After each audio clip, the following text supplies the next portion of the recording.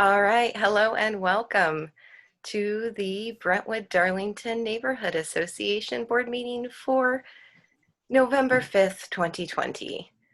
And I want to say welcome to everyone who's here tonight. And a reminder, this is our last board meeting of 2020 because we are not having a meeting in December.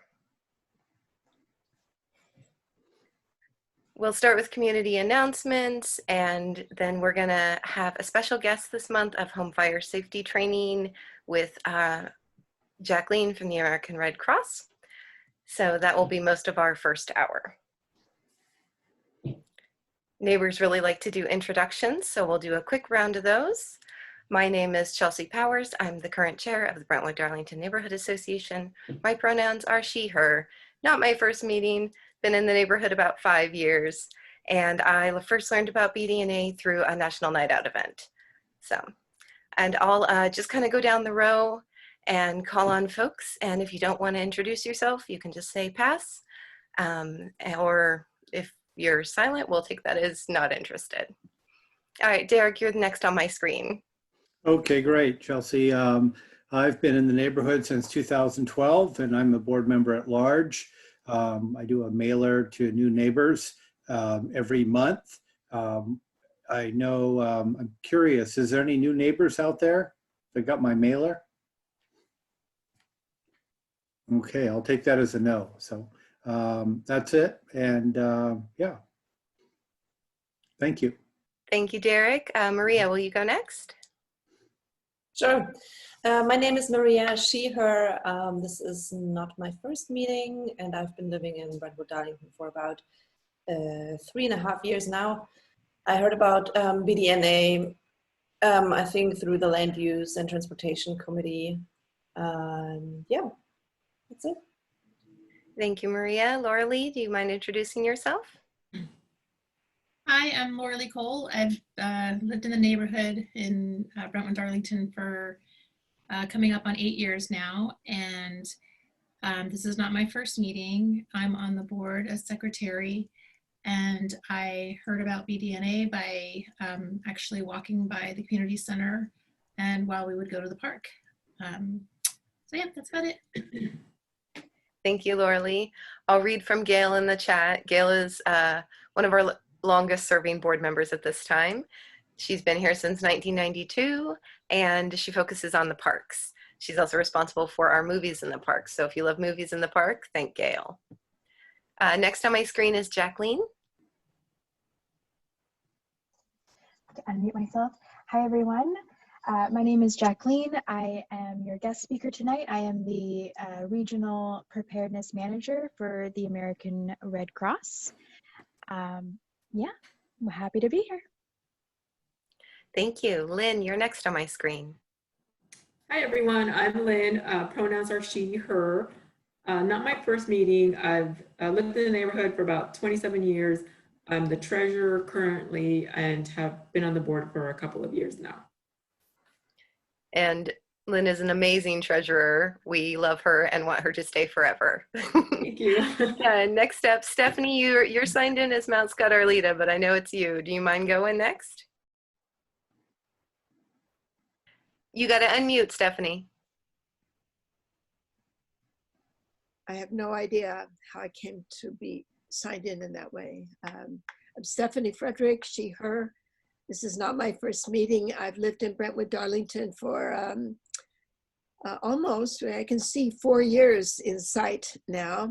I learned about the Neighborhood Association when I lived in California, about the whole system, and that its existence was one of the reasons I wanted to move here. And so as soon as I got here and knew I would be staying, then I joined BDNA, and I don't think I had even moved into my house yet. And I'm the chair of the Land Use and Transportation Committee. Thank you, Stephanie. If you're interested in land use and transportation, make sure and message Stephanie your email, and she will make sure and hook you up. Shannon, you're next on my screen. Hi, everyone. I'm Shannon Kane. This is not my first meeting. I am the BDNA vice chair, and I do work on the Equity and Inclusion Committee. And I've lived in the neighborhood for almost 4 years too, coming up on 4 years. And yeah. Thank you, Shannon. All right, next on my screen, Sean, would you like to introduce yourself? Hey, just making sure this works. I'm Sean Funk, pronouns he, him. This is my first meeting, and I moved into the neighborhood in May, end of May of 2019. And I heard about BDNA just by doing some Googling, finding out more about the neighborhood. And I've been meaning to join one of these meetings for a while now, and I figure I'm working late tonight and I'm in front of my laptop, so this is a good night to join. Well, we're glad you joined tonight because we have training tonight. And if you want to catch up on old meetings, I can't guarantee they won't put you to sleep, but they are on our YouTube channel. And we'll link that in the chat here later on when I go find what link that is, because I can never remember it offhand. Next on my list, Jennifer, do you want to introduce yourself? Hi, my name is Jennifer Nairn. I've been in the neighborhood for about 3 years. I've been to a few meetings and then I had a baby, so I've been busy, and this is my first meeting back since the little guy. And, you know, I'm just interested in being involved in the neighborhood and, you know, helping to build it up where and when I can. So, yeah, thanks for allowing me to join. Excellent. Welcome. We're glad you could join. We'll be talking about committees in the second half of our meeting and other things like that. Tina, you're next on my list. I'm Tina, and whatever pronouns make you comfortable, because I answer to all kinds of things. Definitely not my first meeting. I am the chair for the sustainability and, oh, I'm tired. Sorry, guys. Sustainability and emergency preparedness. Thank you, because my brain lost it. I just got out of the shower from spending all day outside with all the daycare children, so my brain's a muddle. And I've lived in the neighborhood off and on since 2000, so there you go. Thank you, Tina, and I apologize if I say your name wrong. Kanadi? I'm Kennedy. Yeah, I'm Kennedy. My pronouns are she, her. I'm actually here to observe a neighborhood meeting as part of a community leadership course at PSU. So I'm looking forward to learning about community leadership from this meeting. I actually used to live in Brentwood-Darlington about 2 years ago. So that's why I chose this neighborhood meeting. So thanks for having me. Welcome. We're glad you're here. We're always thrilled when students come to our meetings. All right, did I miss anyone in my list? It sometimes jumps around. Okay, let's move forward. As every meeting, we do a quick go over that we will be doing virtual meetings, and you can find the links for those in our newsletter or our Facebook group. Shout out to Maria, who mans the Facebook group there and keeps it lively with posts and information. And the meetings here have this slideshow, which you can find at our website along with the agenda, and Maria will post the link there in the chat, but it's brentwood-darlington.org/about/public-records. Not that easy to remember though. Quick tips for participating. Know that your screen may look slightly different, but these are some of the buttons you can look for. There are reactions, chat, ways to look at who the participants are, and turn off your video and your mute. If you're participating from a smartphone, your controls may look more like this. And if you're calling in, remember you can use *6 to mute and *9 to raise your hand, your virtual hand. We'll go quick through community announcements because we want to give Jacqueline as much time as possible. If you have one, please use your electronic hand button. If you don't know how to do that, use your good regular hand and I'll scroll through. The biggest announcement I have is there are no meetings in December. BDNA has not taken off a month of meetings in several years, so we decided that December would be good since Shannon might be incapacitated there and Pam is also out for a couple months, so we all deserve a little break. Learning Gardens, I don't see a rep here tonight. I am pretty sure that their harvest share is done for the season, and you can visit them at learning-gardens.org to keep up on what they're doing and learn how to contribute.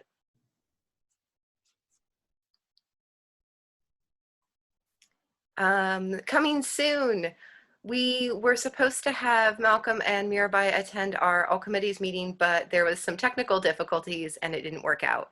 So I was able to do a virtual interview with them about a week ago, and I'm working on getting that up, and that will be released mid-month.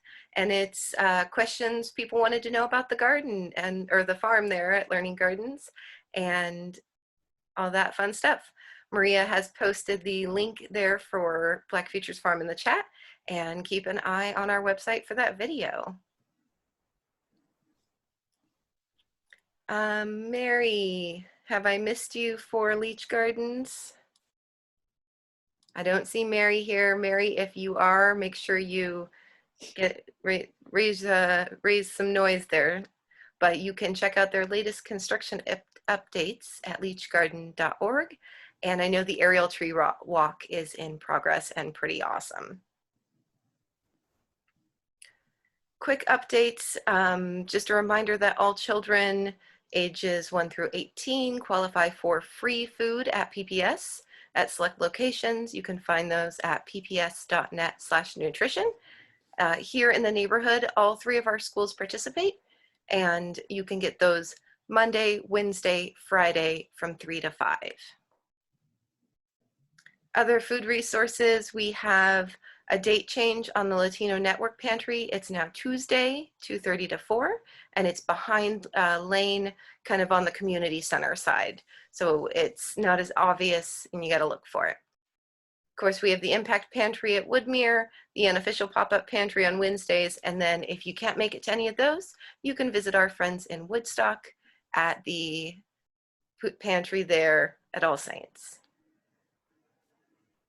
And Jacqueline, I have gone as quick as I could. I think we're still fairly on schedule, and unless there are any other community announcements that I've missed, we are going to go ahead and turn it over to you. So go ahead and take over screen share when you're ready. Wonderful. Okay. Let me just set up my PowerPoint here. Now, earlier today, I was doing a Zoom meeting and I was able to see the chat box, and then it disappeared.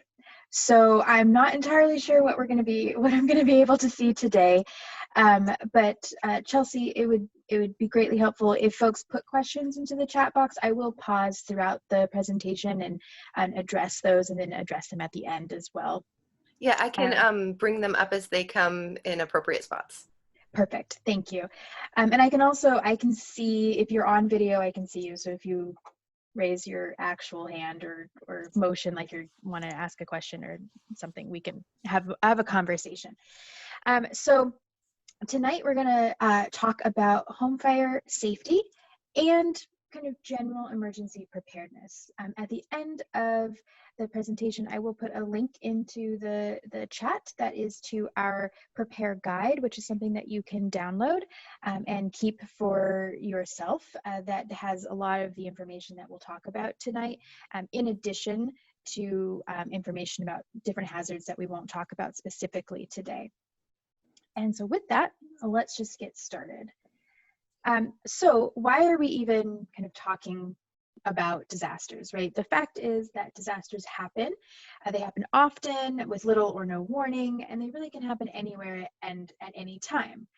So each year in communities across the United States, right, we face hurricanes, tornadoes, floods, winter storms, wildfires burn thousands of square miles. This year, wildfires have burned millions of square miles, and home fires impact thousands of households. So we are going to take a deep dive into home fire, but our kind of working definition of what a disaster is, right, is if normal response systems are overwhelmed, people are hurt, or property is damaged or destroyed, or there's a strong possibility, right?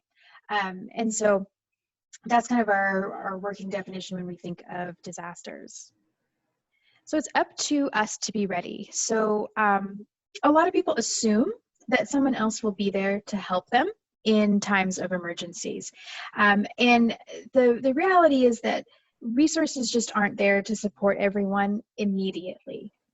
They will get there eventually, right? Help will come, but it's that immediate aftermath that we need to be thinking about and we need to be prepared for, and our family, our household, right? And preparing kind of our community.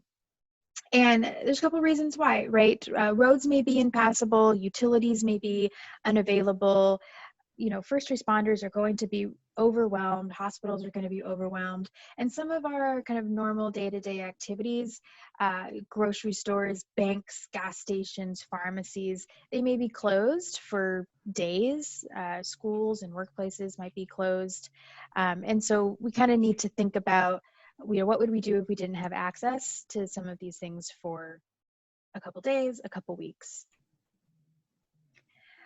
So each of us can prepare. Like I said, this presentation is about kind of personal preparedness and family, household preparedness, community preparedness. We're not going to really talk about bridges or infrastructure or anything like that. But, you know, we want to encourage each of us to take steps to be better prepared. It won't be perfect, and that's okay. We just want to, you know, take some steps in the right direction. And when we are prepared, right, we can take protective actions to be safe. We can know what those protective actions are. We can react in the right ways.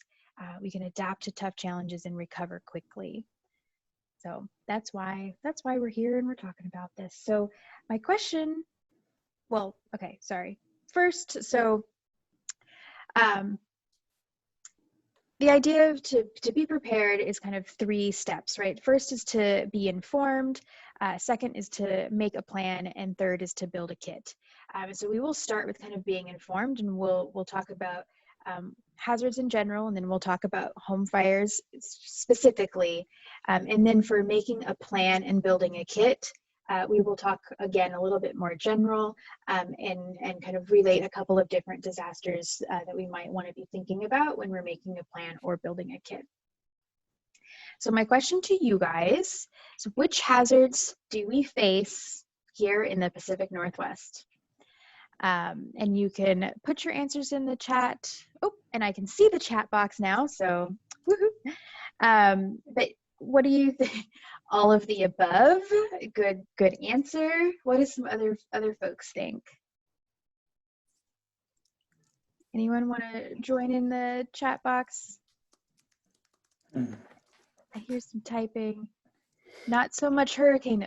Okay, so good catch there, Gail. So yes, the quote answer is everything except a traditional hurricane. Yeah, so Shannon's saying they seem to have a lot of house fires, older homes. Yeah, earthquakes, obviously, yes. Wildfires, obviously. This year has been crazy for wildfires, and flooding in some areas, yes. So to some degree, right, we experience all of these hazards. And I say to some degree, right, because our winter storms don't necessarily look like a winter storm in the Midwest or the Northeast, but our winter storms, you know, can impact our roads. We can, you know, a lot of people are forced to kind of shelter in place if the roads are icy, right? And so it's all relative, but our winter storms, you know, have the ability to impact our community just like a larger winter storm in some other place. So same with like tornadoes or things like that. But we do have a large earthquake risk. We flood every year. And if you don't include home fires, flooding is the #1 emergency that like FEMA responds to out of the whole country. If you were just to look at, you know, what what the emergencies are that are happening. Flooding happens every year and it causes the most damage. But the actual most frequent emergency that people face is a home fire. You're much more likely to experience a home fire than anything else listed here. And I know I'm kind of jumping the gun here, but more people die in home fires than all the other hazards put together each year. So no matter how many tornadoes or hurricanes or landslides we have or earthquakes, you can add all of that up and still wouldn't equal how many folks die each year from a home fire.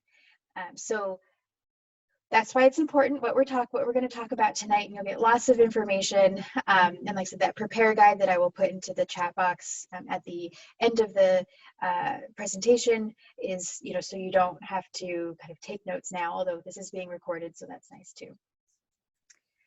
Okay, so let's just jump into it. Home fire causes. What do you think? If we look at this, we look at some of the main causes of home fires. So cooking equipment is the leading cause of home fires and home fire related injuries. And it accounts for about 19% of the fatalities. Malfunctioning or improper use of heating, electrical, or lighting equipment together account for about 35% of the fatalities. And so only about 5% of home fires are started by smoking materials, by cigarettes, but they're the leading cause of home fire fatalities. This is often because people smoke in bed, right? And so they kind of nod off, and it's super dangerous. So fireworks is also, can be a cause for sure. And so that kitchen and electrical is definitely, so you can see most of these are preventable, and they're kind of human caused, right? So reducing the fire risk in your home. So unattended cooking is responsible for 1/3 of reported home cooking fires. Yep, falling asleep while smoking, falling asleep while cooking. I live in an apartment building, and we had the smoke alarm go off a couple months ago, like for the whole building at like 3 in the morning. Someone was cooking a pizza and fell asleep. I thought, what are you doing? But unattended cooking is one of our biggest hazards. So always stay in the kitchen when something's cooking. Our little phrase, keep an eye on what you fry. If you're comfortable installing a fire extinguisher, I would just encourage you to get the proper training and make sure that you know how to use it properly. Oftentimes, people who don't use them properly will simply push the fire up into their backsplash and actually cause a larger kitchen fire. And so if you have one, like I said, they're good to have, but just please reach out to a local fire department, or do the research necessary to make sure that you know how to use one properly. A question about fire blankets. Are you talking about putting putting a blanket or something, a specific fire blanket, like over a pan? I've seen advertisements for it's a fireproof blanket, and you pull it out of a package and use it to smother the fire. Yeah, so if it's small enough, yes, if the fire is small enough, I'm sorry. I think that would be a viable thing. Again, taking the time to make sure that you just know how to use it properly. But the thing is, if the fire is small, you can use fire extinguishers and things. But anything kind of bigger than that, you want to get out of the home, because that's precious time. And we'll talk about that too, how quickly you need to get out of the home if there is a fire. So talking about reducing fire risk due to, like I said, appliances or electrical equipment. So more than half of the deaths resulting from home heating fires are caused by heating equipment that is too close to things that burn. So if you have, base heat or space heaters, right? We want to make sure that things like couches and curtains and blankets are well away, right? 3 feet from the heat. And that gives you good, proper space so that things don't get too hot or kind of, ignite, because couches and blankets and things are just great fuel for fire. Also things like dish towels, right? So we don't want them too close to the oven or the stove if we're cooking on that area. Plugging appliances directly into wall outlets, right? Avoiding extension cords as best we can. Extension cords are really for temporary use and shouldn't just be kind of your regular go-to. And then if you are using extension cords, even for that temporary time, don't plug in kind of multiple power strips, right, to extension cords, all attached to the same outlet. You're gonna kind of overload it. And then also make sure things are kept in working order, right? So if your cords are damaged or attached by nails or things, right? These are things that we want to make sure that everything's in good working order and to keep it safe so that it doesn't spark or overheat. So smoking is dangerous. It's our little PSA. But for reals though, don't smoke in bed or when drowsy, because if you do fall asleep while you're smoking a cigarette, right, it's so close to your body that it's very dangerous, and it causes, it's the leading cause of residential fire deaths in the US. So if you do smoke, please smoke outside. And use the deep, sturdy ashtrays, and always, properly put out your cigarette, put out the butts in a proper ashtray. And then before you kind of throw that away or throw that into the trash, you want to douse it with some water. Make sure that everything is really, really out. And if you use matches or lighters, right, for your cigarette, make sure that those things are out of reach of kids so that they're not playing or kind of experimenting, depending on how old they are, with the matches and the lighters. If you vape, I don't know if anyone in the audience tonight vapes, but never leave it charging overnight or unattended, and always use the charger it came with. And then replace batteries if they get wet or they're damaged. So, but bottom line to those, that smoking is dangerous, not only for your physical safety in the event of a fire, but also for your just health-wise. So we do encourage people to not smoke. So the other kind of interesting statistic, right, is about smoke alarms. So we know that smoke alarms save lives.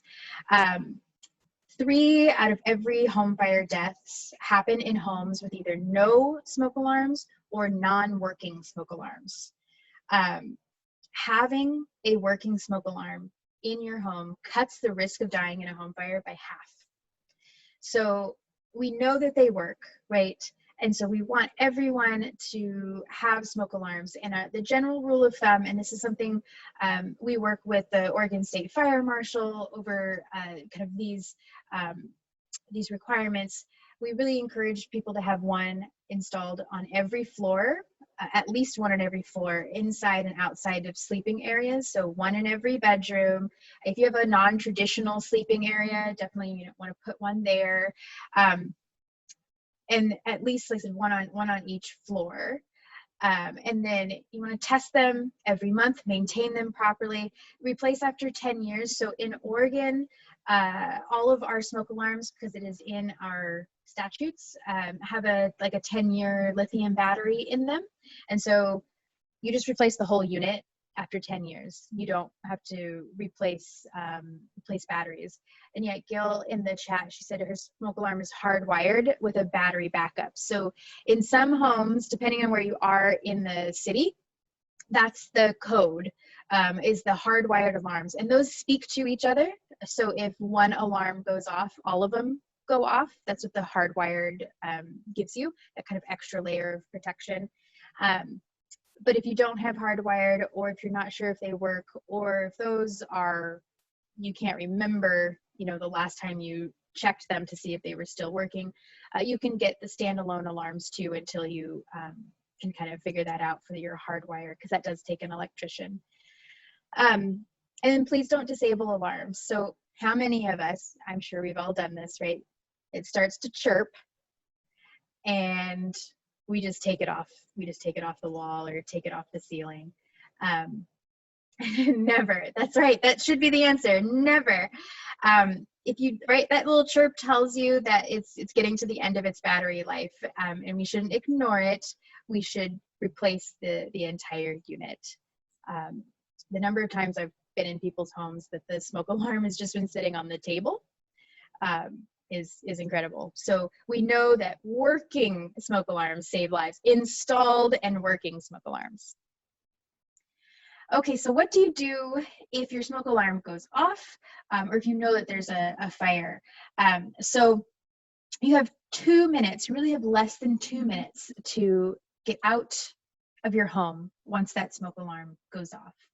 And so that's not a long time. And so you kind of have to practice and make sure that you can get out safely within 2 minutes, right? And so some of the things that we need to think about, you leave everything behind, right? Your number one goal is to get out as quickly as you can, never going back into a burning building. We'll talk about kind of identifying escape routes next, but you should call 911 from outside your home. So your number one priority is to get out as fast, as quickly as you can. And so part of this planning, right, is to identify escape routes. Thinking ahead of time and identifying ahead of time, how will I get out of my home quickly? And then practicing that. So identifying 2 exits from each room. And that's, you know, your first kind of primary exit could be a door. Your second option could be a window or another door. But kind of think that through, kind of walk through your home, kind of think, okay, this is how I would go, you know, in a perfect world, but if that was blocked, you know, this is another option. If you have rooms that are, you know, second story, you can look into things like escape ladders for a second floor and above, where you can kind of stash them next to your window and safely escape that way. And if you've got kids at home, right, talking to them about when is the appropriate time to open windows, right? We want to be careful around window safety. And you know, showing them how they would get out, kind of first choice, second choice, and then always kind of making sure that the routes are clutter-free. There could be smoke, and if there's smoke, we want to get as low to the ground as possible. So it usually means crawling on the ground if you're physically able. So we want to make sure that those paths are clear.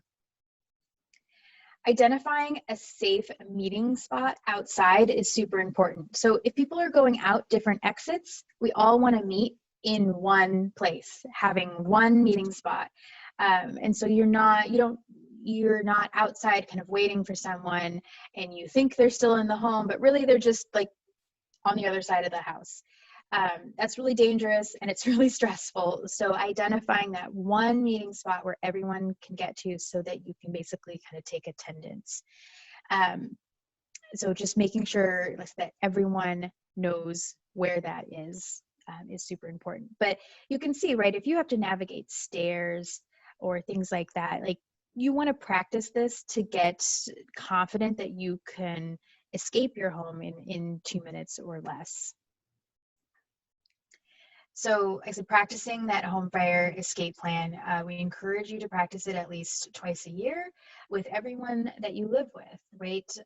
So including kids in this process, and you can kind of make it a competition, right? Who's going to make it to the meeting spot in 2 minutes or faster, right? Who's going to try a new route and kind of see what it feels like to go out a different way out of your home quickly. But like I said, we do recommend, like I said, at least twice a year that you practice your home fire escape plan. Gail, you're on it. You meet at the neighbors across the street. She's like, already identified her meeting spot. That's awesome. So when we think about preparing children, right? So children under 5 are twice as likely as other people to die in a home fire. And so children do need to be confident in their ability to prepare for and react to a home fire. And you can do this in several ways. We encourage you to teach children about the dangers of fire and make sure that they understand matches and lighters. They're not toys. Teach them what a smoke alarm sounds like and what it means when it goes off, right? Now, if somebody is cooking dinner and because in my house, every time we open the oven, I think we've got some like burned butter somewhere or something, right? Every time we open the oven, our smoke alarms go off. Now we know that, but if that smoke alarm went off at any other time, right, we don't know that. And so that's when we want to explain to kids, right, that if that smoke alarm goes off and you're asleep, or, you know, people are just around, you know, not particularly cooking, we want them to know what that means. And that means get outside as quickly as you can, right? And so, right, making sure they understand what it sounds like and what it means and what they need to do, where that meeting spot is, right? Having them practice getting out of, you know, two or three different escape routes out of their home, and really emphasize the get out and stay out rule. And again, because I teach this to kids, and so a lot of times they've got questions if their rooms are like on the second floor, depending on how old they are, right? But having that conversation with when is an appropriate time to open the window, making sure they know how to open the window safely, and then giving them a mechanism like an escape ladder to escape safely, can be very helpful. So if you find yourself in a closed room, right? You should sleep with your bedroom door shut for fire safety. But right, so before you open a door, you should test the door with the back of your hand. And if it is warm or hot, or you see smoke coming through the bottom of it, right, you don't want to open the door. If it's cool to the touch, you know, go ahead and continue on your escape path. But if you can't evacuate, right, if that is the only door, the only exit path out of the room, and it's hot, you want to seal the door, block any air vents as best you can, call 911 from the room and signal for help. So like if it's too high or something like that where you don't have an escape ladder but there is a window, you want to, you know, get a towel or a blanket or something and kind of signal from that window, so that firefighters, when they arrive at any scene, they'll do kind of a tour, an outside tour of the perimeter to kind of see what's what, and they'll be able to see you and know where you are to assist you. Okay, so we really want to encourage you guys, right, to take action. So make a fire escape plan. If you have made one in the past, right, update it, right? Sometimes people move out, people move in, you know, kids are born, kids grow up. So we want to review these things regularly. So if you have one, review it. And if you don't have one, make a home fire escape plan. Test your smoke alarms every month. And that's just a little test button. It's like the same as the hush button.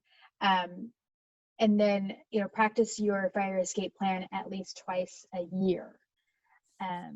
So that's our kind of action steps to you guys in terms of fire or home fire safety. So any questions about that section before we move on to kind of making a plan? No. Okay.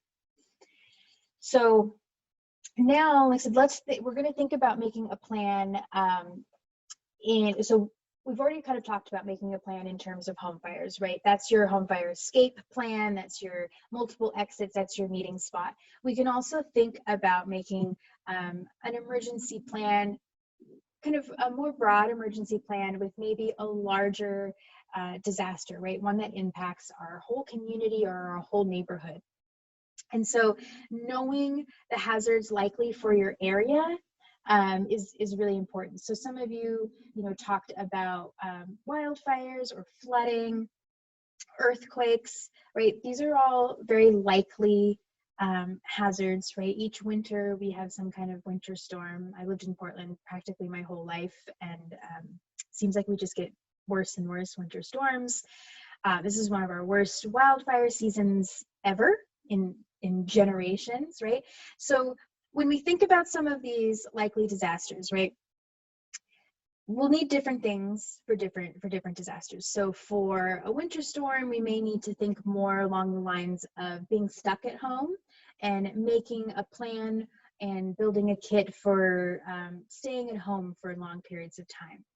In the event of a wildfire, we may need to think the total opposite of, like, if we're asked to evacuate, what would we need to take with us, right? What would be our plan? What would be our kit if we had to leave our home? So talking with everyone in your household is that first step in making a plan. Really kind of talking about, okay, if this happens, what should we do? What do you think would be the best, the best plan? If this, then that kind of conversation. And we might all be at home. Some of us might be working from home. Some of us might still be, going physically to work. Some of us might be going to school or schooling from home. So thinking about kind of where you are or where you may be when an emergency happens is also important to kind of talk about. If people are separated, what's going to be the plan? What's your expectation of each other, right? The plan is different for everyone, and really it's about getting on the same page, and just kind of thinking some of these things through before it happens. So if you're separated by a river, what's the expectation? Is there a place you're going to try and all get to? Or are you just going to stay separated, right? If there's kind of 2 meeting spots on either side of the river. So, talking and working as a team, we talk about creating a personal support network that can help you plan and provide assistance if disaster happens. So don't just depend on one person, include a minimum of at least 3 people in your network. And specifically for folks that have access or functional needs or just, additional needs, create or completing a personal assessment of those needs during and after a disaster situation, making sure that you have what you need to stay independent, to stay mobile, to stay, to keep your standard of living, or if you care for someone, right, making sure that they have things that they need, whether that is things that you're going to take with you if you need to evacuate, or things that you need extras of if you're going to be stuck at home.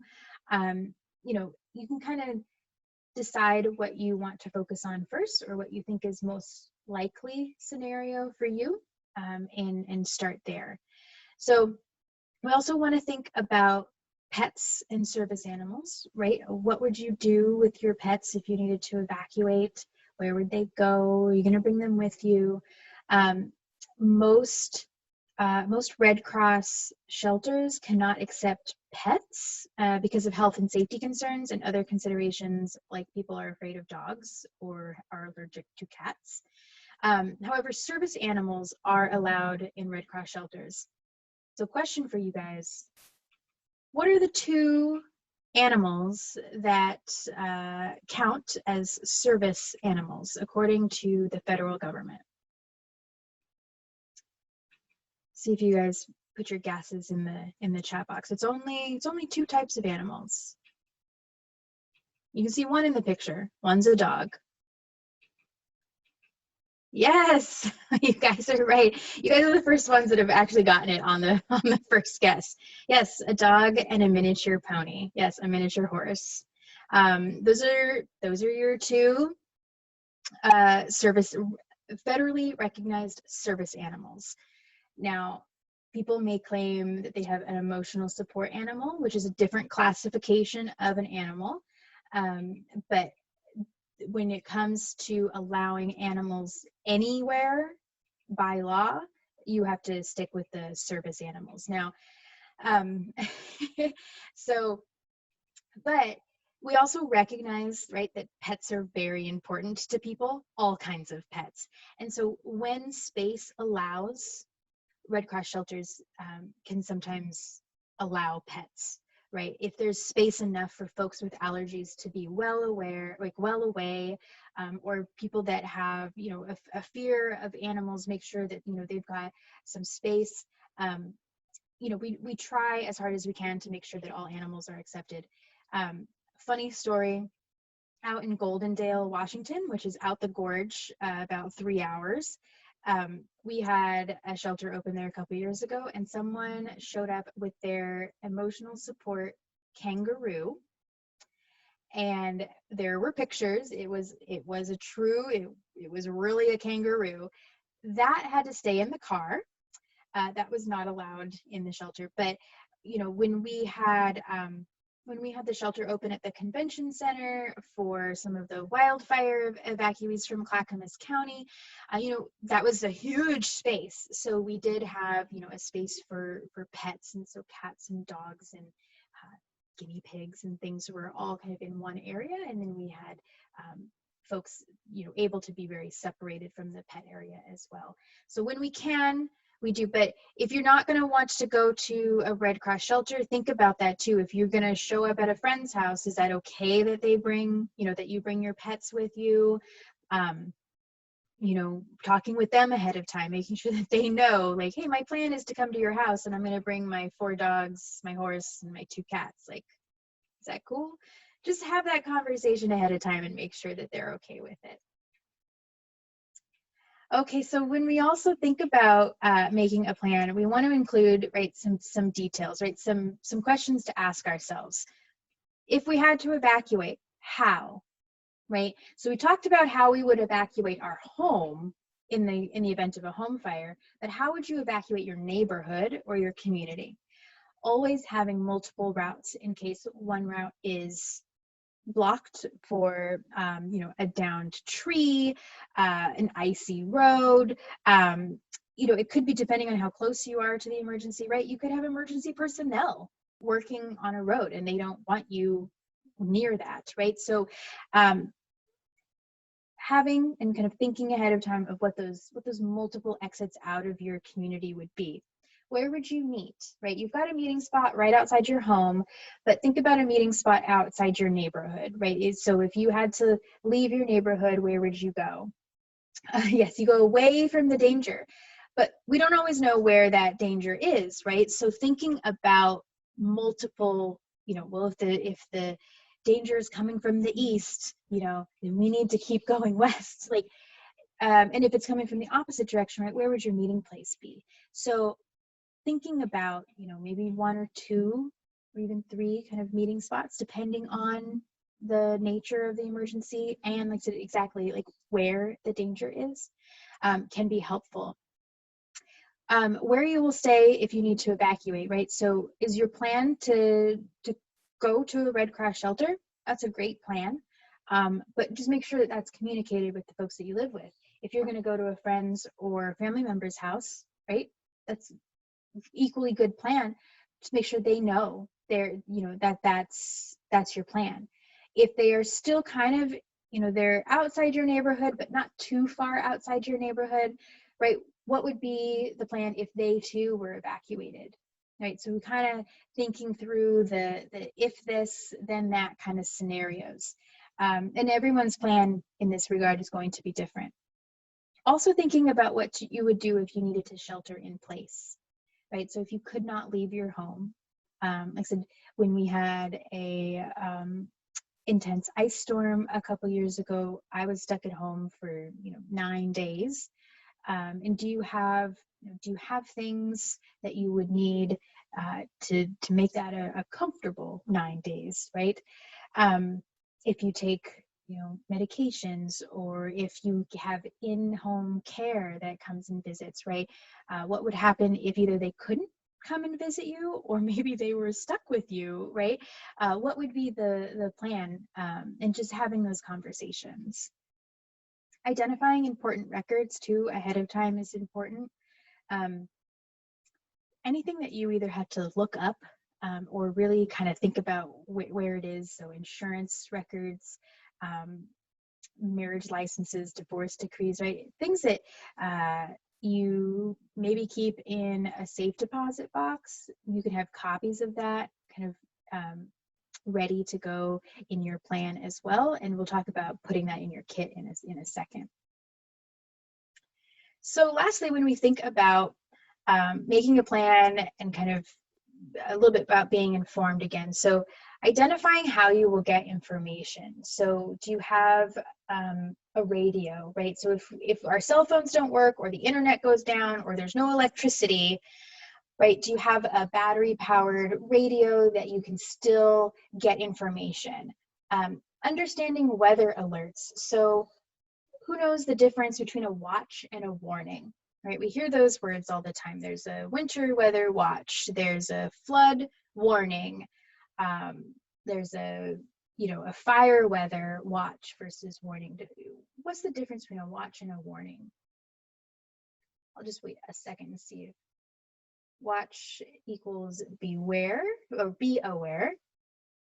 Warning says pay attention. Yes. Okay, so you guys pretty much have it. So a watch is possible danger and a warning is there is danger. So I like to think about this. So I like to bake.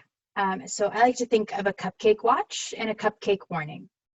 So a cupcake watch is when you have all the ingredients to make a cupcake and they're sitting out on your counter. It's a cupcake watch. All the ingredients are there. Is that a cupcake? No, but all the ingredients are there. A cupcake warning, that cupcake is in the oven. The ingredients have been mixed together. It's in the oven, and in a few minutes, you will have a cupcake. So you're either, it's imminent, right? And so it's the same with a watch and a warning, right? You've got all the ingredients for a flood, flood watch, but it's still, it might not happen. But a flood warning, it's either happening or it will absolutely happen. It's imminent.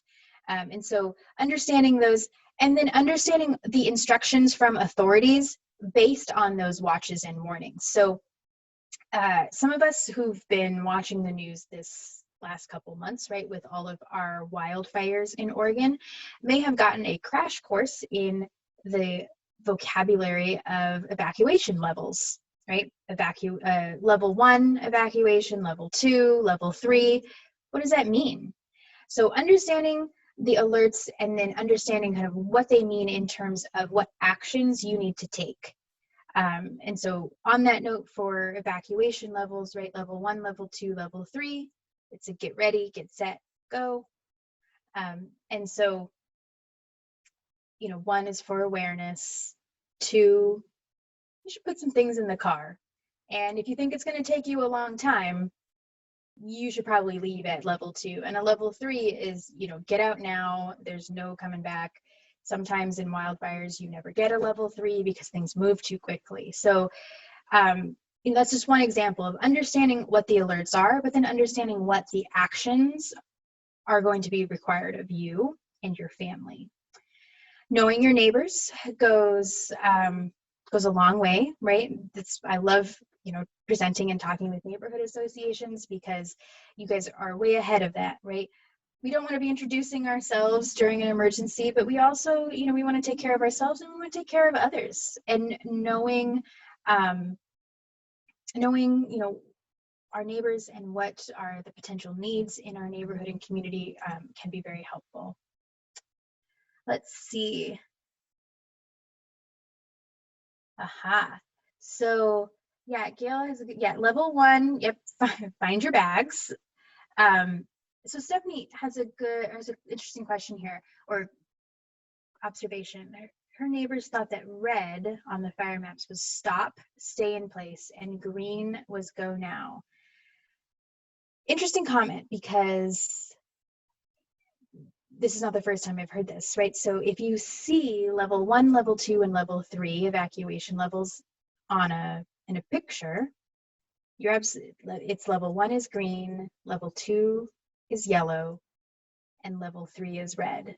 And if you read that, how, get ready, get set, go, that is kind of opposite to, right? The go is with the red. And we are conditioned as a society, right, to interpret red as stop and green as go. So that's not the first time I've heard that, and that's a very good observation. And it's something that takes education and awareness and conversations with people to make sure that they do know that if you're in a red zone, that means you got to get out. Which is like a little bit counterintuitive to some of our kind of societal norms around green and red. So good call there, Stephanie, good call. Lastly, knowing what to do when traveling. So I find this one really interesting. So one day, maybe soon, we will be able to travel again for fun, right? And explore different, yay, different places in the United States or other places in the world. And knowing their hazards can be important as well. So a couple years ago, I was in Nashville, Tennessee. And like I said, I'm born and raised in Portland, okay? Lived here the vast majority of my life. I'm in Tennessee. It's a great town. I'm in my hotel room. On the news was a tornado warning. What do I even do with that? I had no idea, right? I wasn't raised with tornadoes. I didn't know, what the process would be. But doing a little bit of research ahead of time, just to see, like, if you're going someplace, and what are their local hazards, and well, what would you have to do in a tornado warning, and or whatever kind of hazard they have there, right? Becoming a little bit more familiar with some of our unfamiliar hazards can be a great kind of preparation step. So now we're going to talk about building a kit, which is our last section. I think we're doing real good on time too. So building an emergency kit is the kind of the third part. So we want to think about this. Yes, Gail, you're good. Why are you here? No, I'm kidding. This is awesome. I really do appreciate you putting things into the chat box. It makes it more kind of conversational. So yes, we want to think about the essentials that we use every day. So food, water, medications, first aid kits. We need information, right? And so that's usually part of our day. Somehow we read the news, we watch news on TV, we get things off the internet. So we want a radio in case we can't get that information. And then most of us will turn on a light at least once a day. And so we want a flashlight with batteries in case we don't have light, right? So that's just kind of basic human necessities: food, water, light, information, and kind of medical safety, right? Medications and first aid kit. You'll see here that the recommended amount of water is 1 gallon per person per day, which can get very heavy depending on how big your household is, right? And how many people you're providing water for. So we do recommend having some bottled water, and then having some kind of filtration device like a Life Straw or something. Life Straw is a brand name. So there are other kind of straws that you can get, so you can stick it in a puddle or a river, and the water is filtered so you can drink it. So thinking about that, that's a good start to our kit. And then when we're thinking about how much we need to have, for us here, so Oregon recommends 2 weeks worth of supplies. And that is because of our earthquake risk. The estimated time that outside help will get to us when we experience our Cascadia subduction zone earthquake is about 2 weeks. So the idea is that we want to work towards 2 weeks, because that will be the biggest and most impactful hazard to this region.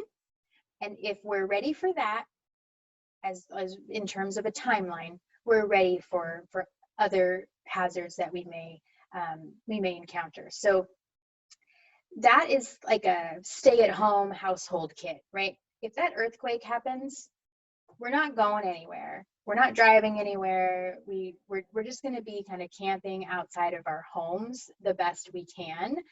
And so we're going to be kind of going back and forth to a household kit. So that 2 weeks, we don't need to be carrying that around. That can just live in a big Rubbermaid tub, or some kind of plastic tub that we can just access. When we think about a go bag, right, in case we need to evacuate, we want to look at something substantially smaller, something for about 3 days, something that we can carry in a backpack, a little piece of luggage on wheels, something that we can grab and go, and we can physically carry ourselves. Yes, exactly. The carry-on airplane size little wheelie luggage is small and pretty manageable, right? Thinking about supplies for each member of our household, and then customizing for personal needs. So when we think about customization, right, everyone will have different health or medical needs. So, you know, if that's durable medical equipment, if that is medication, it is really hard to get extra medication just with the way our insurance kind of system is built. They just kind of don't let you have a lot at one time. But that's a conversation with your doctor and your insurance company to see if you can maybe get a little bit extra. It's not perfect, but depending on what kind of medication you take, it might be a priority to you. Thinking about our pets and service animals, right? They need stuff too. If you need water, they need water, right? If they're gonna come with you, you're gonna need, you know, they need some food, they need, you know, things that, you know, some of our animals take medication and they'll need their medication, and you know, so we can't forget about them. We want to make them their own little kit too. And if your dog is big enough, you can get them a backpack and they can carry their own stuff. But other things that we need to think about when we want to put into our kit, right? Something that brings you comfort when stressed. So playing cards, photos, books, games, you know, something that is not all about survival, but it's a little bit more about taking your mind off of what's going on, keeping you occupied. There's not a lot to do when you're evacuated to a Red Cross shelter. So, you know, bringing some activities is good. And then putting something in there that makes you feel better, right? So your favorite snack. I knew someone at Red Cross once who put coffee, like she had like really quality coffee in her kit with a little coffee maker and a little French press thing. And, you know, that was her priority. She was making sure that she had room for coffee in her kit. And so everyone's, you know, put something in it that makes you feel a little bit better, that when you open it, you're like, ah, my favorite snack. And then we want to think about a kit in different places. So we never know where we're going to be when an emergency happens. So these are grab and go kits if we're at work, right? With some good walking shoes because we're going to try and get home usually. Kits in the vehicle, right? This is for if you get stranded, or, you know, if an emergency happens and you're away from home, but you're in your car, you can have a little kit in your car with just some basic, you know, food, water, first aid supplies, seasonal supplies to keep you warm. Most likely if you get stranded, it'll be during the winter. And so, you know, thinking about where you want your kit to be. These are options. Some people have kits in all of these places. Some people choose to focus on one kit first. Again, it's kind of what you think would be the most likely, where you spend the majority of your time. Yes, a flashlight in the car does really come in handy. Yes. Okay, so lastly, just a quick, this is kind of our challenge to you guys, right? You know, you learned about the different disasters that are most likely in your area. If you don't have a household disaster plan, we want you to make one. And if you have one, review it, right? Like, things change, situations change. We want you to create your preparedness kit. If you don't have one, right, take some steps to start that process. If you do have one, you know, review it, right? See if your food needs to be updated, you know, maybe add a little bit to it, right? If you have 3 or 4 days, you know, try and make it 5 or 6 days worth of supplies, right? Preparedness is a process. And then we do encourage at least one member of your household to be trained in CPR and first aid. There are, so I'll talk about that in a second, Chelsea. So there is a first aid app, which is free, that you can put on your phone, because it doesn't certify you, but it does have good kind of information about first aid. We are still offering CPR, first aid, and AED classes currently at Red Cross. They've been changed so that a lot of the kind of book learning material is done online at home before you come into the office. And then you come into the office to basically show your skills, show what you've learned. And so you are using a mannequin the class size is limited to make sure that people, you know, are COVID safe. And there's a lot there, you know, there's updated COVID, what's the word I'm looking for, guidelines to clean everything and make sure like so there's no cross contamination and that folks are really separated. So it is still a possibility. I know that some people that might still be too uncomfortable, and so like I said, I think the first aid app for free to put on your phone is a good stopgap until people are more comfortable doing that. But I can put the link to how you would find CPR classes in the chat in just a second. So that is the end of the presentation. If you guys do have questions, right, Chelsea has my information, but you can also always email us at preparedness@redcross.org. And then I'm going to stop sharing so that I can drop this into the chat box, which that is a link to our prepare guide. And then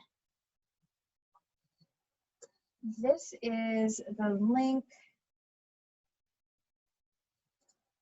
to find a CPR class. And you can search by the class type that you're interested in, and then like your city or zip code to see what's available. Thank you, Jacqueline. Do we have any other questions for Jacqueline?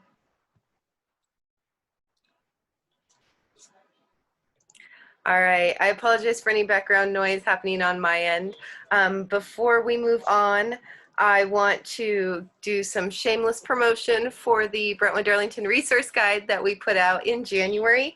And this specific section, which I will put the link in the chat, has emergency preparedness information.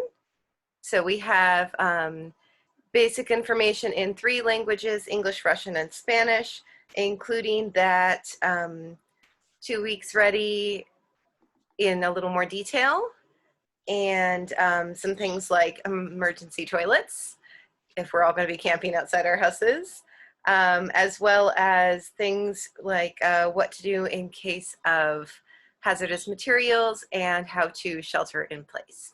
So I'll throw that in the chat, and then I also wanted to make sure that we thank, get my screen's here loading. I want to thank Tina, who set this up with Jacqueline, and plug our Emergency Preparedness and Sustainability Committee, as well as our Portland Net group. So that's a neighborhood emergency team, and that's led by Nancy, who's not here this evening, and Tina, and then Gail, I believe, is on that as well as a few other neighbors. So all those emergency preparedness resources are available, and if you're into that in any way, just contact us and we'll get you set up. And I want to say thank you again to Jacqueline, and we're going to take a 5-minute break for everyone to refill water and do what they need to do. And we will be back at, let's see, do some math here, 8:13 with the second half of our meeting. And everybody is welcome to stay for that. And we'll see you in 5 minutes. But if you're watching the recording, it'll be instant. All right. Thank you. Thanks, everybody. We'll see you in 5 minutes. Next on our agenda is Stephanie with the Land Use and Transportation Committee. Stephanie, are you ready to give a report? Remember to, let's see, you got to unmute. I always forget to unmute, but now I'm unmuted, but I'm still signed in as Mount Sky Arleta. So you or Maria are going to have to rescue me from that. You changed your name on the screen, so it's fine. And I suspect that's left over from the C meeting. We can talk about that later. Oh, okay, fine. Yeah, it is clearly left over from the C meeting. So, okay, so here we go. The TGM grant had to undergo a revision. The staff eliminated the consultant and will take on the consultant's work. And this was a way of saving the project. the Bureau is desperately in need of funds because COVID has robbed it of its revenue. So without diverting the consultant funds to staff, we wouldn't have had a project because the staff would probably not have been there to carry it out. So in any case, our board approved a letter of support, and what we did was join with 4 other neighborhoods that are associated with SEAM, and we submitted a joint letter of support to the council. And there was no difficulty. The council passed it on the consent calendar. It was never pulled. So they saw our joint letter of support, which was good, and the staff saw it, and there were no problems. So the project is going to begin shortly, and it's going to go forward for 18 months. And this is wonderful news because we could have lost it, and it didn't happen. So the next thing is that Mingus Maps defeated Chloe Udeli. We do not know whether he will have the same bureaus that she had. I don't know what the mayor is going to do as far as assigning bureaus to the new council, but he may remain in charge of Office of Community and Civic Life. And that's likely because he used to work in that department and was fired from there.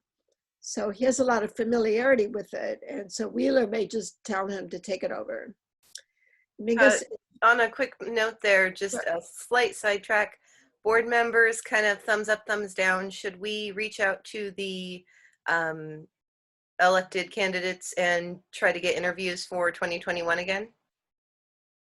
what interviews for, what do you mean interviews? What kind of interviews? Like we've done in the past where we've hosted candidates at a board meeting or had neighbors submit questions, because we do have a few new elected officials. I would think the best thing to do first is to reach out to them and offer our congratulations and support and the kinds of things we would love to work with them on. And then go to what you're suggesting. What do people think about that? Gail thinks that's a great idea. She also asks about updates on the sidewalk project. As far as I know, it's in design phase now, and we were going to see a construction start this year or in 2021.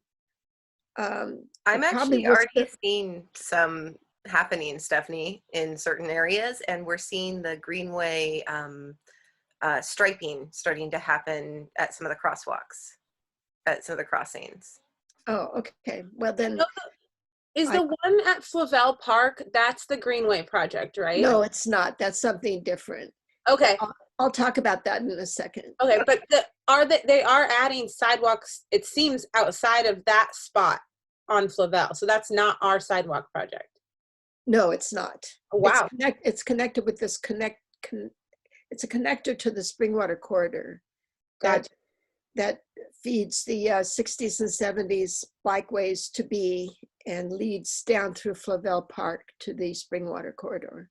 Okay, thank you. So our sidewalk infill will be along Duke and Flavel between 82nd and 52nd on each of those streets. And as far as the Greenway, I haven't been over there recently, so I don't know what's going on there. Would you say again, Chelsea, what you've seen? Oh, actually, I'm seeing along Ogden different improvements. I just noticed the one they put in at Knapp Crossing 60th.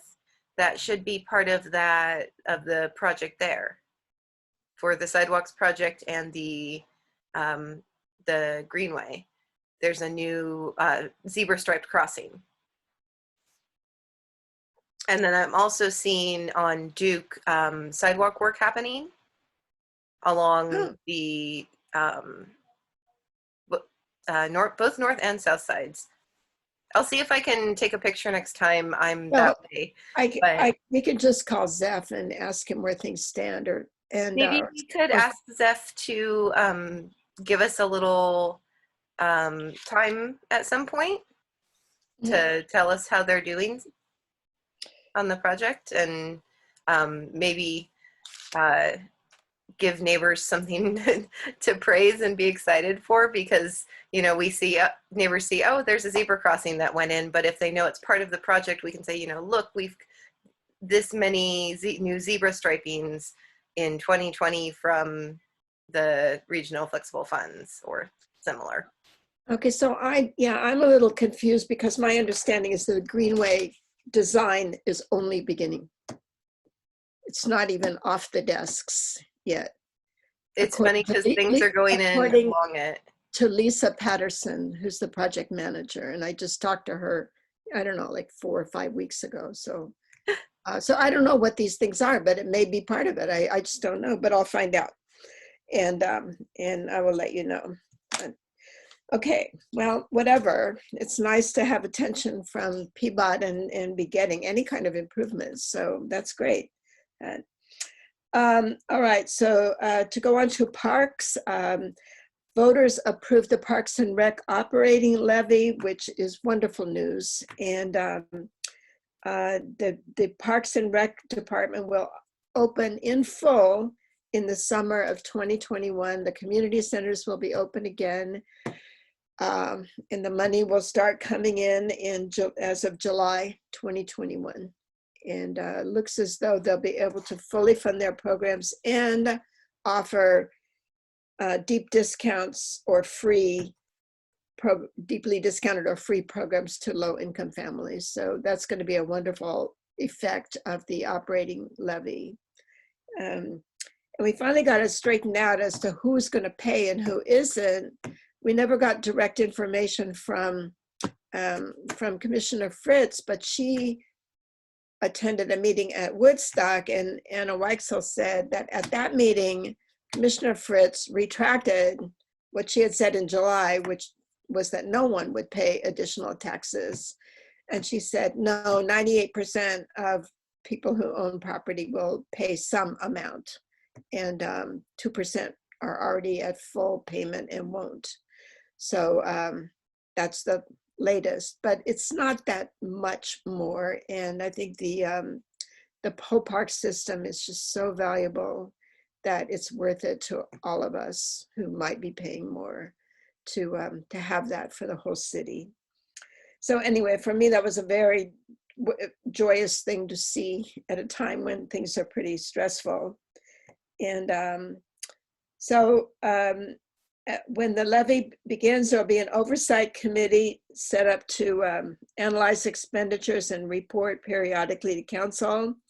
And then there will be an audit carried out to ensure that expenditures are spent in the way that voters were promised. And that's very good to hear, because our auditor does a great job of truth telling, I think. And so I think that there'll be good watchdog over the operating levy funds. Now, Metro's gigantic transportation tax measure was defeated. I don't know what's going to happen with that. I guess it was too gigantic, and it incited a revolt by businesses in the area, big businesses. And it didn't have good public support to begin with. And then once Nike and others began undermining it, then it didn't stand a chance. So there are freeways that are going to remain unmaintained that should have been maintained. And the new Max line will not go to Southwest Portland. There will not be bus passes for high school kids and some other effects. But it seems to me that Metro can reissue this thing, but maybe in separate bundles. That might be easier for people to accept if it's done in a little at a time. Freeways 1 year, Max line the next, whatever. But they're not going to let it drop. And then to get more local, I learned from Matthew Williams that an in-motion funding has been obtained for 82nd Avenue from Foster Road south to the Clackamas County line. And what that has to do with is making active transportation, that's cycling and walking and scootering and so on, more possible. And so that's translated into better crossings and into sidewalks and in bike lanes and better signals and so on. So this is very good news because that's on the edge of our neighborhood and it will benefit us, to have a plan set up into which money can then be funneled. So that will then be in addition to the TGM planning. So it looks like there's lots going on in our neighborhood. Another thing that people have seen along Flavel and in Flavel Park is the Springwater Connector, which is a path through Flavel Park and then down a couple of streets and connecting to the Springwater corridor. And it will, to the north, be fed from the future 60s and 70s bikeways, which don't really exist yet, but they do a little, and little by little, those will be filled in so that people in North Portland can get all the way down to the Springwater corridor by coming down the 60s and 70s bikeways, and then into Flavel Park. So that's a big project, and it has some interesting connections, or I should say consequences. Nearby, very close to maybe 4 blocks from east of Flavel Park, a developer is proposing to build 6 houses on one lot, and the houses will be in a line. There'll be one house on the street, and then there'll be others behind it, and there'll be a little private street up the side of the lot where the residents are supposed to park. And this will be a pretty crammed together kind of a development. And what's interesting to me is that developers are building close to our parks. We're seeing a lot of development around Brentwood Park, and now we're seeing a lot of development around Flavel Park. And I'm thinking that these developers are picking up land while it's still somewhat affordable near our parks, which are big assets. And now in this one park, Flavel, it's going to have the connection to the Springwater corridor. So it's going to make the area even more attractive. And I think we're just going to start seeing a gentrification burst around that park, and then continuing gentrification around Brentwood Park. So it's very interesting. One resident near this Lambert Street proposed development was upset because these 6 houses were going to dump a lot of traffic onto streets that were not in very good condition, to put it mildly. But I've learned that the Springwater Corridor project will pave over this deeply rutted Grand Canyon type street, 75th Place. And so that will be paved, and it will have the bike path, which is also a pedestrian path, going down one side. So it's going to go from something that's basically impassable. I drove on it, I thought I was going to tear out the bottom of my car. And it's going to go from horrible to fabulous. And so that's going to be attractive to developers too. But in any case, that street will have paving, and then Lambert is paved sort of, I mean, especially very roughly as it gets to 82nd. 80th Avenue, which is the other access point to this new 6-unit development, has been graded, and so it's no longer impassable. So stuff is happening around there. I submitted a comment in support of this resident to let him know that the neighborhood association is here and the land use committee is able to pay attention, but we just expressed to the city that we felt that building 6 houses in this area was just going to result in people driving their cars in contravention of the city's climate action plan, and we really needed developers to be paying more for infrastructure. I mean, they're benefiting from taxpayer paid infrastructure like parks and the Springwater Corridor and the connector, and paying very little in return. I mean, this person is installing 6 houses, but all he's going to pay for is this little strip of sidewalk in front of one house, right?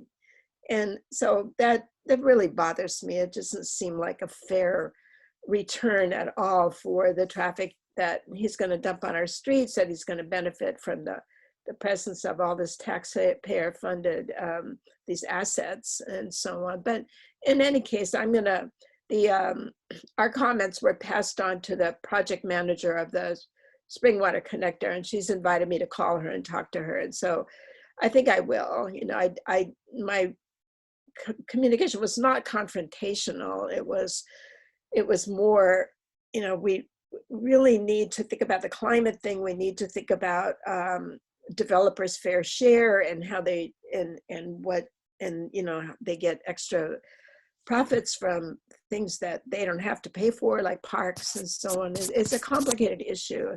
So I'm going to talk to her. She had a very cordial email to me, so I will be calling her soon. And let's see, what else? Do we have anything else here? Oh, just one last item concerns the strip mall at 52nd and Flavel. It's still for sale. I talked to the realtor who's offering it, and he said he doesn't have a deal yet. And I just wanted to warn everybody that it probably will continue in a commercial use, but it's zoned in such a way that if somebody wanted to tear out the commercial uses and put in apartment housing, they could. So we just have to be psychologically prepared for that, and there isn't anything we can do about it at this point. And that's all I'm going to report tonight. Any questions or comments? I have a comment about developers. I'm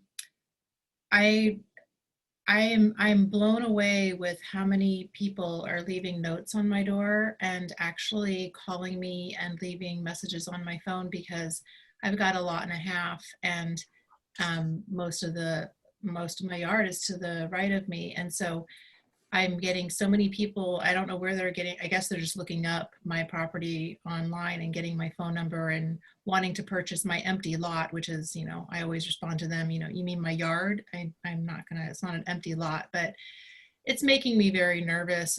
Their developers are scouting the neighborhood, especially where do you live? I live roughly? on Southeast 63rd, about 4 houses north of Clatsop. And we have quite a few large lots. My neighbor has the most beautiful, ginormous tree. And so I'm lucky because and they're lucky, they can't really develop on because of that tree. I mean, it is beautiful if you ever were in this neighborhood. But they look at my lot and they've got a double lot. So us next to each other, I'm telling you, just postcards on my door.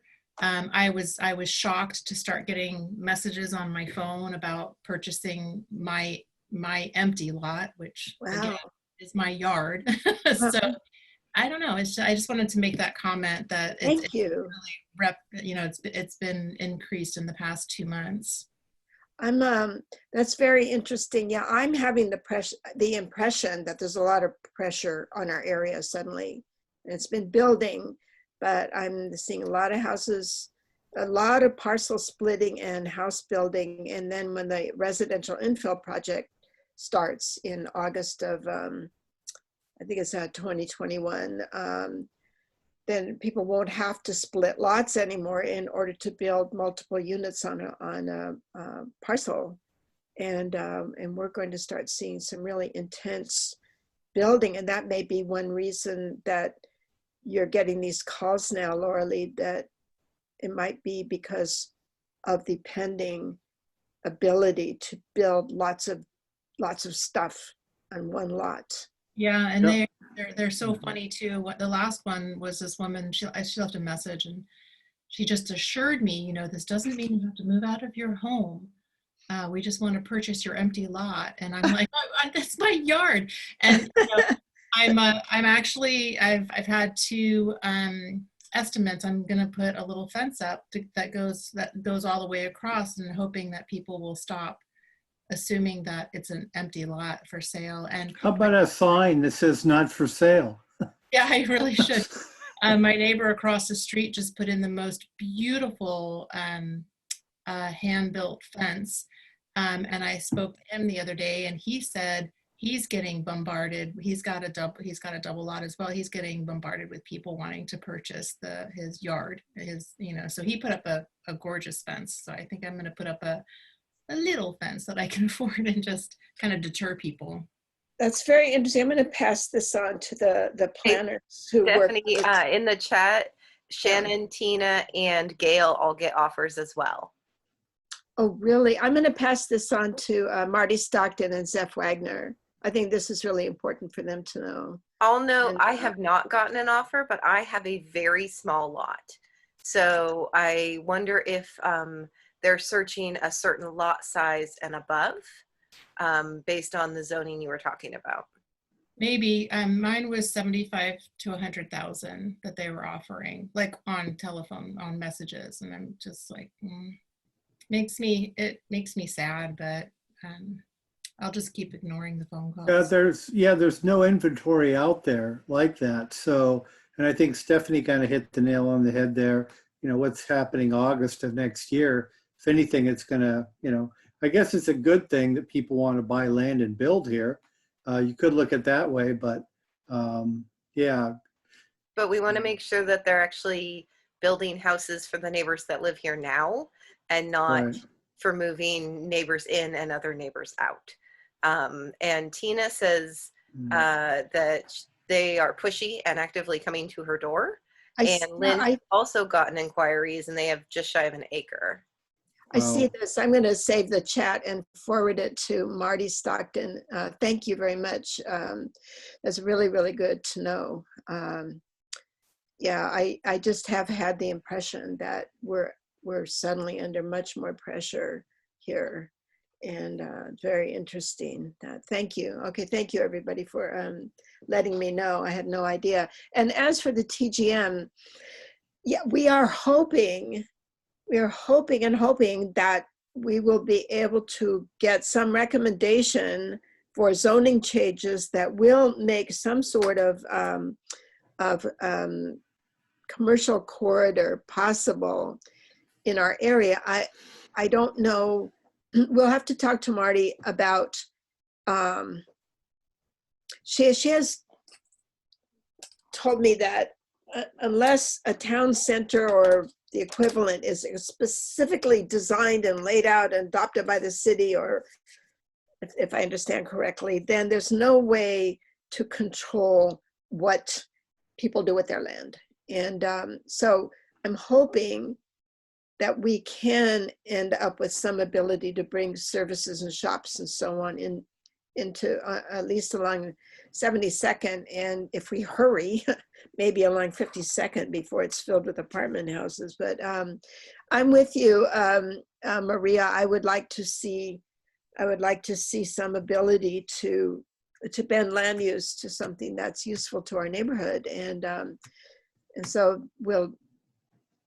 Right now, now that the change in the TGM has been approved, you know, we can start communicating to the planners, and they want this, you know, what we need and what we're worried about. So this chat is going to be a perfect thing to convey to them that, oh my gosh, you know, we're seeing all this building pressure, but nothing is commercial, and we're getting, you know, we really need shops and services in our neighborhood. So thank you very much. I will make use of all your comments. Very much appreciated. Anything else? We're a little behind schedule, but this is. Oh, I beg your pardon. I'm No, sorry. it's all right. The only thing I wanted to Not as much. add is, in terms of what we're talking about with the offers for the lots, makes me extra concerned considering the economic issues that we're seeing, and that some people may feel extra pressured right now to let go of property when they're getting those offers, and that makes me sad. I think that could very well be, Shannon. I think so. That's how people get displaced. Derek, the is land- there any way to keep track in kind of the realtor world of this kind of almost predatory land acquisition? Because if you know, Tina and Laura Lee and everybody's getting this many offers, imagine how somebody experiencing severe financial distress due to COVID would be feeling if they were getting bombarded by offers. And I'm wondering if there's a way to at least keep an ear on that, because we have some areas in our neighborhood at real risk of gentrification and displacement. And maybe we could get Rose CDC on board to help maybe not let as much go to, you know, houses that aren't going to support neighbors that are here now, especially on the larger lots that could be developments that Rose could manage here in the neighborhood. Oh, you're talking in Rose Community Development there Yeah. on 52nd, and that's yeah, that's a possibility. I do know it. You know, it's interesting. I've been listening to NPR the last week or so and hearing tales of, you know, people in the African American community in Northeast Portland, and what's, you know, everyone having to move out to the numbers, right? You know, past 122nd, but it looks like it's our turn. I don't know. Yeah, it's kind of like you see this, and it's all legal. The only thing is, you know, I don't even know if the do not call list works anymore. I've been getting a lot of robocalls lately, so Could yeah. you by chance, Derek, look into see if there's maybe a training or something we could offer for neighbors of like how to deal with predatory house buying? Sure, especially, yeah, well, yeah, and my concern is also renters. I don't know, I'm kind of concerned about what's happening to a lot of the renters this next year, minus a stimulus package. You never hear anyone really talking about that. But yeah, I'd be happy to look into that, helping protect homeowners stay in their homes. Yeah. And I thought I would pick a few houses in the area of Brentwood Park, but also Flavel now, and just every quarter look up their Zillow estimated market value and see if it's rising. You know, I can tell you anecdotally, it is. I could not afford to buy my house now. My house has risen a lot in value. I was very surprised to see that. But out there by Flavel, there's not that much development yet. So I want to see what happens once that thing is permitted and goes through, and the Springwater connector is finished. I'm expecting land values out there to rise sharply. So I thought I might just pick a few houses and just follow them and see. Right. And one thing is I see through the neighborhood when I'm kind of when I'm talking to people confidentially that are considering selling, is that the thing that really kind of pulls things along is some of these new developments, you know, where they're like my wife and I, we walk over to the park for we are at, where are we, 66 in Duke. So we kind of walk through the neighborhood, we go down different streets and we head west. And, but just seeing the little across from the community center, that one street where can't think of the name, Cooper, I think, where they put in all those new row homes. And then they're putting something around where Jacob Sherman, I don't know if you ever knew where he used to live, across from the playground on, there, that's just exploding. I mean, there's 7 2 new developments 12, there. 12 more units, yeah. Oh my so God. that affects values too, because I've seen stuff, because things tend to, there's no good or bad areas, let me be clear, but as you go south, towards Clatsop, the valuations tend to be less. And if you're going north, right into Woodstock or Mount Scott or Alita, but Well, the yeah, that makes dynamics sense. is changing. It's changing because you're seeing Renaissance, or I won't pick on them, but other builders that are building one, or what, or even what is Alberta on our corner when I go down 72nd to get down to Johnson Creek, and I take the turn to go on Southeast Alberta before I go down Bell Road. That, what was that, a V8 Veterans or the Lions or That was whoever? the VFW building. Oh, what's Yes. happening there? Well, those are all brand new row homes out there. So if you Oh my get bored and you're at grocery outlet, just get on 72nd and head south towards Milwaukee, and Oh, you'll. I will. I'll go check it out. Yeah. Yeah, Okay. but that's all brand new, and some of those things are being sold before they're completed. There's just we're just really lacking inventory. Interest rates are down, and I'm telling people, whatever you think about Portland, there's people coming from other markets, and I could mention California and others, but there's Well, that. It's not going to stop. You know what I mean? well, There's yeah. people getting out of areas that are much more expensive, and they're coming up here, and they're and some people might say, oh, somebody's, we used to have, our neighborhood used to be kind of a sketchy reputation, right? That's radically changing, just like Northeast Portland back in the 90s. When I first got into Portland, I ran into people overseas, and they would talk to me about shootings in Northeast Portland. I'm like, you haven't been to Portland in about 20 or 30 years. That is heavily gentrified. That is, around them where Nike is, it's Yeah. not what it was 30 years ago. And the Hey, same, Derek. yeah. Before Anyway. you get too far there, can you, Gail has a question about if you know anything about the zombie house on 70th Avenue. No, I don't. When you Or say Stephanie, if you 70th, do. what's it? 6720 Southeast 70th. Maybe we could check into that and get back to the board. Yeah, somebody wants to shoot me an email with that, a specific address. I'd be happy. It's in the chat. Yeah, 6720 Southeast 70th.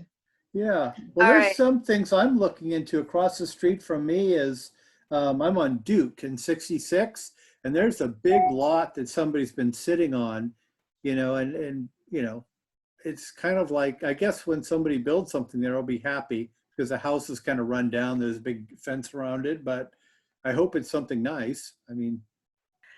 All right, I'm gonna move us on because we're way behind schedule, but I know we love to talk about land use and our neighborhood's potential, but we're gonna move on.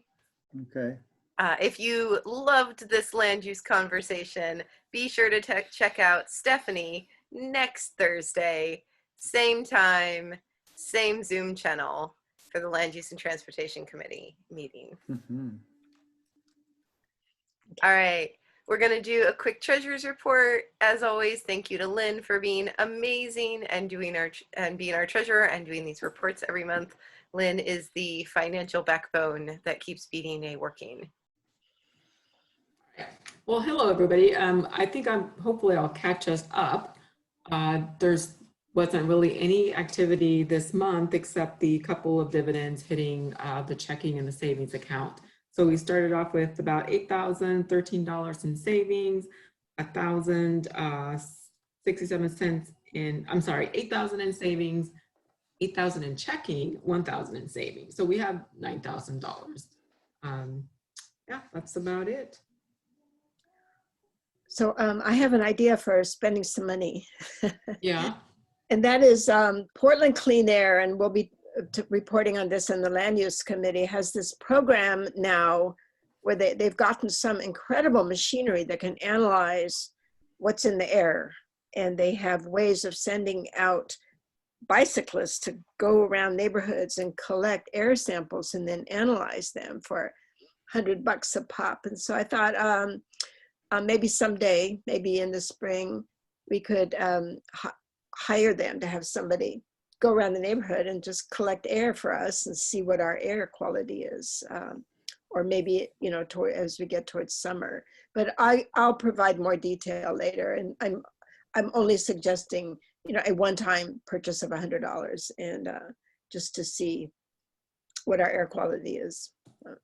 Is that something that we would pass on and share with Like would we pass it on to anybody, or is it just for us to know? Well, I think we want to share it with our residents and acquaint them with the Portland Clean Air Project, and then I would send it on to our planners in the TGM thing as well. Everything is connected: cars and businesses and air quality and parks, and everything is connected. So I would want them to be aware that we're collecting air samples. Well, we do know that air quality is a really important topic in our neighborhood. Board members, is there any objection to spending the $100 and doing an air sampling in the neighborhood? Well, I can submit a formal description and proposal so you know exactly what it entails and so on. But I'm just bringing it up now because I think it's such an interesting program. It is. And can I add on just a little bit to it? It would be, since we do have the funds, it would actually be really cool to do it quarterly because weather affects air quality. And maybe we could partner with the other neighborhoods in SEAM to get them to do it as well and get a picture over the whole area.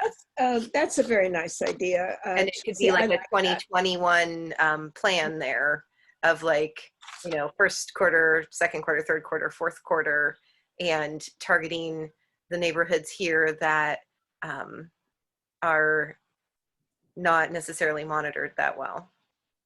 Okay, yeah, I think that's a lovely idea, and that's you know, we're trying to have the neighborhoods work on projects together. That would be a lovely project to do together. It's a great idea. Okay, well, but let me get more information and review the program and get details and so on, so that I can write up something meaningful that shows us what we would be getting for our $100 per neighborhood. It could even maybe be coordinated by SEAM, and the neighborhoods could pay in basically to the fund, and then SEAM could coordinate the whole around the area. Yeah, no, we could do that. Yeah, that's a really good idea. Lynn and Derek, did you connect to do the gift card to get the rest of the grocery outlet gift cards? I sent you an email, Derek. Okay, I wonder, okay. Is that? Oh, I was gonna say, if you want to come by and get the card, I'm home tomorrow. Okay, I can do that. Tomorrow's Friday. What's is morning okay, or what? Morning's good. Just call or text me before, but yeah, I'll be home. Okay, gotcha. And so, and again, the plan is to, how much? We're gonna round up the 13 or 12, 15 and to $400 and in $50 increments. Okay. So basically 8 $50 gift cards. Okay, $50 gift cards. Okay. And that board will have the rest of our COVID funds on hand that we can distribute quickly as we come up towards the holiday season here, where people might need a little bit extra. So, and then shall I drop those off at your house, Chelsea, or? Yes, please. And you can Okay. just drop them in the mailbox like usual. Gotcha. Okay. Awesome. Great. Any other questions on our treasurer's report? No, but thank you, Lynn, as always. Sure, you're welcome. Yes, thank you.